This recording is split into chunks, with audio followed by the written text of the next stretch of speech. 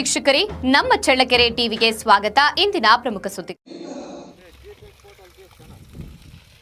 ಚಳ್ಳಕೆರೆ ತಾಲೂಕಿನ ನಲಗೇತನಹಟ್ಟಿ ಗ್ರಾಮ ಪಂಚಾಯಿತಿ ವ್ಯಾಪ್ತಿಯ ಹಿರೇಕೆರೆ ಕಾವಲಿನಲ್ಲಿ ಕುಡಿಯುವ ನೀರಿನ ವ್ಯವಸ್ಥೆಗಾಗಿ ಹಳ್ಳದಲ್ಲಿ ಕೊಳವೆ ಬಾವಿ ಕೊರೆಸಲಾಗಿದೆ.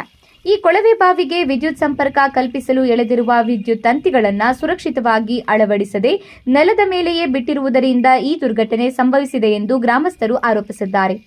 ಗ್ರಾಮದ ನಿವಾಸಿ ಮುದ್ದಲ ಮುತ್ತಯ್ಯ ಅವರಿಗೆ ಸೇರಿದ ಹಸುಗಳನ್ನು ಹಳ್ಳಕ್ಕೆ ನೀರು ಕುಡಿಸಲು ಕರೆದುಕೊಂಡ ಬಂದ ವೇಳೆ ನೆಲದ ಮೇಲೆ ಬಿದ್ದಿದ್ದ ವಿದ್ಯುತ್ ತಂತಿಯನ್ನ ಒಂದು ಹಸು ತುಳಿದ ಪರಿಣಾಮ ವಿದ್ಯುತ್ ಸ್ಪರ್ಶಗೊಂಡು ಸ್ಥಳದಲ್ಲೇ ಸಾವನ್ನಪ್ಪಿದೆ. ಈ ಘಟನೆಯಿಂದ ರೈತ ಮುದ್ದಲ ಮುತ್ತಯ್ಯ ಅವರಿಗೆ ಸಾಕಷ್ಟು ಆರ್ಥಿಕ ನಷ್ಟ ಉಂಟಾಗಿದೆ. ಗ್ರಾಮಸ್ಥರ ಮಾಹಿತಿ ಪ್ರಕಾರ ಇದೇ ಹಳ್ಳಕ್ಕೆ ಪ್ರತಿನಿತ್ಯ ನೂರಾರು ದನಕರುಗಳು, ಕುರಿಗಳು ಹಾಗೂ ಮೇಕೆಗಳು ನೀರು ಕುಡಿಯಲು ಬರುತ್ತವೆ. ಇಂತಹ ಸ್ಥಳದಲ್ಲಿ ವಿದ್ಯುತ್ ತಂತಿಗಳನ್ನು ಸುರಕ್ಷತಾ ಕ್ರಮವಿಲ್ಲದೆ ಬಿಟ್ಟಿರುವುದು ಸಾರ್ವಜನಿಕರು ಮತ್ತು ಜಾನುವಾರುಗಳ ಜೀವಕ್ಕೆ ಅಪಾಯಕಾರಿಯಾಗಿದೆ ಎಂದು ಗ್ರಾಮಸ್ಥರು ಆಕ್ರೋಶ ವ್ಯಕ್ತಪಡಿಸಿದ್ದಾರೆ.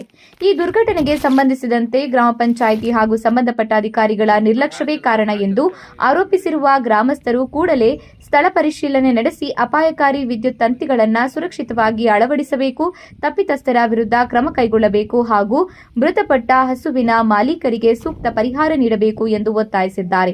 ಸದ್ಯ ಈ ಘಟನೆ ಗ್ರಾಮದಲ್ಲಿ ಆತಂಕಕ್ಕೆ ಕಾರಣವಾಗಿದ್ದು, ಇದೇ ರೀತಿಯ ಅನಾಹುತಗಳು ಮರುಕಳಿಸದಂತೆ ಸಂಬಂಧಪಟ್ಟ ಇಲಾಖೆಗಳು ತುರ್ತು ಕ್ರಮ ಕೈಗೊಳ್ಳಬೇಕು ಎಂದು ಸಾರ್ವಜನಿಕರು ಆಗ್ರಹಿಸಿದ್ದಾರೆ.